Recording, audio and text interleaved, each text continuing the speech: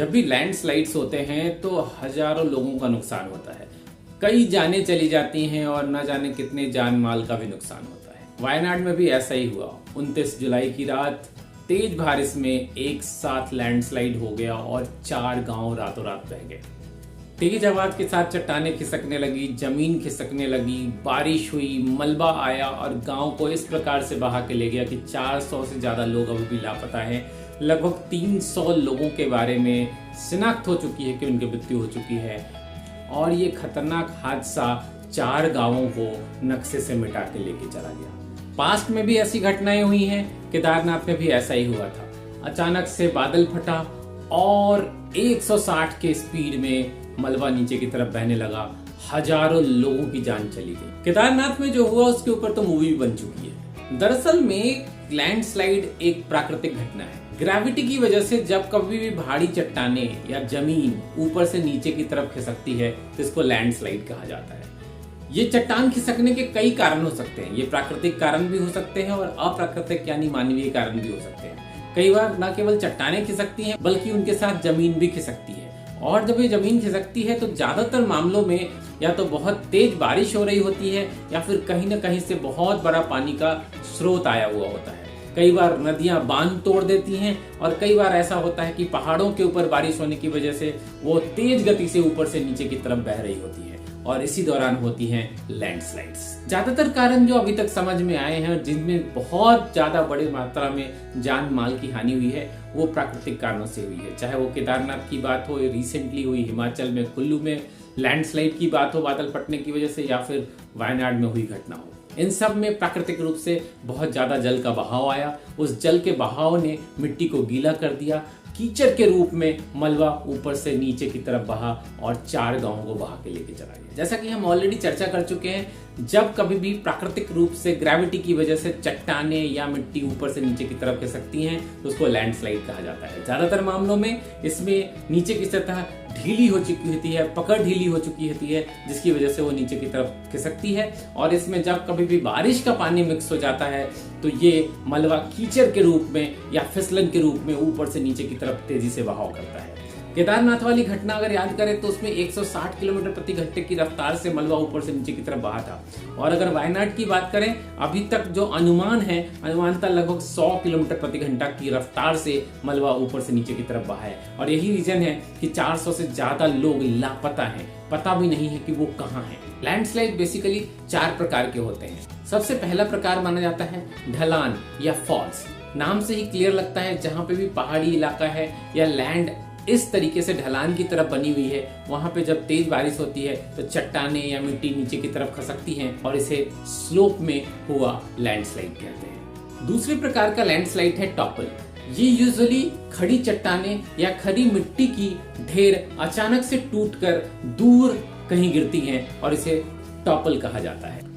तीसरे तरह की लैंडस्लाइड है स्लाइडिंग स्लाइड, यानी कि फिसलन वाली जगह की वजह से अचानक से एक जगह की चट्टानें या मिट्टी एक जगह से दूसरी जगह बह जाना। ये फिसलन वाली सतह क्यों हो सकती है? मिट्टी के धरातल के नीचे वाली सतह में कोई प्राकृतिक रूप से ऐसा लिक्विड पैदा हो गया है या कीचड़ पैदा हो गया है, अंदर पानी जमा होने की वजह से फिसलन वाली सतह बन जाती है। तो वैसे कंडीशन में भी चट्टानें और मिट्टी नीचे की तरफ सरकने लगती हैं या एक जगह से दूसरी जगह पे खिसकने लगती है। और चौथे प्रकार का स्लाइड है फ्लो। बेसिकली फ्लो वाले स्लाइड में पूरी की पूरी मिट्टी की सतह या चट्टाने की सतह एक जगह से दूसरी जगह शिफ्ट हो जाती है। ये कई बार थोड़ी थोड़ी मात्रा में भी हो रही होती है। वर्षों में एक एक इंच करके ये खिसकती रहती हैं और काफी लंबे समय पे ये काफी दूर तक खिसक के बहुत जान माल का नुकसान भी कर सकती है। आइए अब जानते हैं कि लैंडस्लाइड के मूल कारण क्या होते हैं। लैंडस्लाइड के मूल कारणों पर अगर चर्चा करें तो सबसे पहला कारण बनता है वो है वजन। जब कभी भी चट्टानों का वजन जरूरत से ज्यादा हो जाता है और नीचे की मिट्टी का सतह कमजोर पड़ जाता है तो वो नीचे की तरफ सरकने लगती है। ठीक इसी प्रकार से मिट्टी का ढेर भी जब वजन ज्यादा क्रिएट कर लेता है तो नीचे की तरफ खिसकता है। कई बार अत्यधिक बारिश की वजह से मिट्टी के एक पर्टिकुलर हिस्से में जब पानी जमा हो जाता है, वो मिट्टी का वेट बहुत ज्यादा हो जाता है तो लैंडस्लाइड क्रिएट हो जाता है। दूसरा कारण है एंगल। जैसा कि हम सभी जानते हैं, जब उसका एंगल ही इस तरीके का हो कि वो स्लोप की तरफ नीचे की तरफ जाए, खिसकने लगे या फिर तिरछी हो, टूट के नीचे की तरफ गिर जाए, तो इस एंगल की वजह से भी लैंडस्लाइड होता है। तीसरा कारण है भौगोलिक स्थिति, जैसे कि ऊंचाई वाले इलाके। ज्यादातर मामलों में उत्तराखंड या हिमाचल प्रदेश की भौगोलिक स्थिति ही ऐसी है कि वहां पे कई बार लैंडस्लाइड होते रहते हैं। चौथा और सबसे महत्वपूर्ण कारण हो सकता है, जो कि मानवीय कारण होती है, जरूरत से ज्यादा प्रेशर बनना। इसमें प्राकृतिक रूप से भी प्रेशर बनता है। प्राकृतिक रूप से प्रेशर बनता है बारिश की वजह से, बादल फटने की वजह से, या फिर चट्टानों की एक ढेर का क्रैक होने की वजह से। अत्यधिक गर्मी और बारिश की वजह से क्रैक्स आ जाते हैं, तो ये कारण हो सकते हैं। जबकि मानवीय कारण होता है, जैसे नदियों में बारिश के बाद अत्यधिक पानी बन जाना, लेकिन बांध के ऊपर अवैध तरीके से तोड़फोड़ किया जाना। अब चाहे कारण जो भी हो, वजन हो या फिर एंगल हो या फिर बाहरी फोर्स हो या फिर भौगोलिक स्थिति हो, हर परिस्थिति में एक बात कॉमन है, वो ये है कि जरूरत से ज्यादा वजन होने की वजह से एक भौगोलिक स्थिति से दूसरे भौगोलिक स्थिति में ट्रांसफॉर्मेशन या स्लाइड होना या एक जगह से दूसरी जगह पे खिसकना because of the gravitational force. तो आगे जानते हैं कि आखिर लैंडस्लाइड में क्या पानी का रोल होता है या बिना पानी के भी लैंडस्लाइड हो सकते हैं। ज्यादातर मामले जो भारतीय परिप्रेक्ष्य में हुए हैं उसमें पानी का रोल बहुत ज्यादा है। जैसे केदारनाथ वाली घटना को अगर याद करें तो वहां भी बादल फटने की वजह से बहुत ज्यादा पानी एक साथ आ गया था। अभी रिसेंटली जो हिमाचल प्रदेश में हुआ वो भी बादल फटने की वजह से हुआ है। वायनाड की घटना की बात करें, वहां अत्यधिक बारिश हुई, 2 दिन के अंदर 5 सेंटीमीटर से ज्यादा बारिश हो गई और वो कारण बना बहुत सारा मलबे को एक जगह से दूसरी जगह शिफ्ट करने का, और इसकी वजह से लैंडस्लाइड हो गया। तो आइए आगे डिस्कस करते हैं, क्या लैंडस्लाइड हमेशा अचानक ही होता है। ज्यादातर मामलों में लैंडस्लाइड को गेस करना बहुत मुश्किल होता है।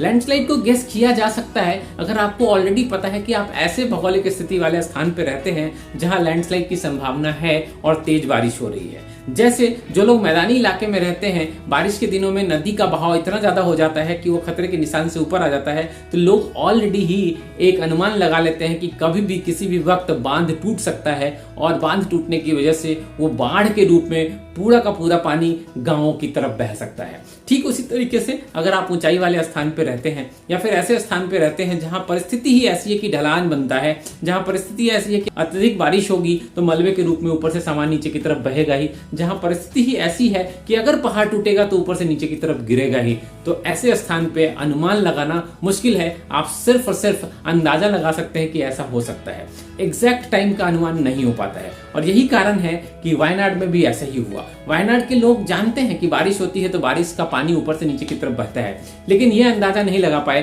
कि इतनी तेज बारिश हो जाएगी, इतना ज्यादा तेज पानी का बहाव आ जाएगा कि रात के समय में अचानक से लैंडस्लाइड होगा और 4 गांवों को एक साथ बहा के ले जाएगा। ये रात को होने वाली घटना की वजह से लोग इससे बच भी नहीं पाए, लोग सोच भी नहीं पाए, समझ भी नहीं पाए, और रातों रात 4 गांव एक साथ बह गए। वायनाड में पानी का स्पीड का अनुमान है लगभग 100 किलोमीटर प्रति घंटा था। केदारनाथ वाली घटना की बात करें तो 160 किलोमीटर प्रति घंटा था। जब मामूली से पानी के बहाव में हम चीजों को रोक नहीं पाते, तो जब इतनी स्पीड से अगर मलबा और उसके साथ पानी और कीचड़ ऊपर से नीचे की तरफ बहे तो अपने आप को बचा पाना बहुत मुश्किल हो जाता है। तो आखिर इसके बचने के क्या कोई उपाय नहीं है? साइंस कहता है कि बिल्कुल है। सबसे पहला उपाय तो ये है कि आप वैसे स्थान पर रहे ही नहीं जहां पे हाई लेवल का ढलान बनता है, यानी कि किसी भी परिस्थिति में वहां पे ऊपर से नीचे की तरफ चीजें फिसल के गिर ही सकती हैं, क्योंकि ग्रेविटेशन का फोर्स हमेशा ही ऊपर की चीजों को नीचे की तरफ खींचता रहता है। तो आपको वैसे स्थान पे नहीं रहना चाहिए। लेकिन क्या करें अगर आपकी पुश्तैनी जमीन वहीं पे है? क्या करें आप पैदा ही वहीं पे हुए हैं? क्या करें आप वहीं के बासिंदे हैं? आप अपनी जगह नहीं छोड़ सकते, आप अपने स्थान को नहीं छोड़ सकते। आपको ध्यान रखना पड़ेगा कि क्या आपका स्थान ऐसी जगह पे है जो बड़े बहाव वाले क्षेत्र में आता है, बड़े बहाव वाले क्षेत्र के बीच में पड़ता है, जहां बारिश का पानी आने पे वहीं से बह के जाता है। अगर ऐसा है तो अपना स्थानांतरण करें, आप एक जगह से दूसरी जगह पे अपने आप को प्रतिस्थापित करने की कोशिश करें, यह बेहतर उपाय है।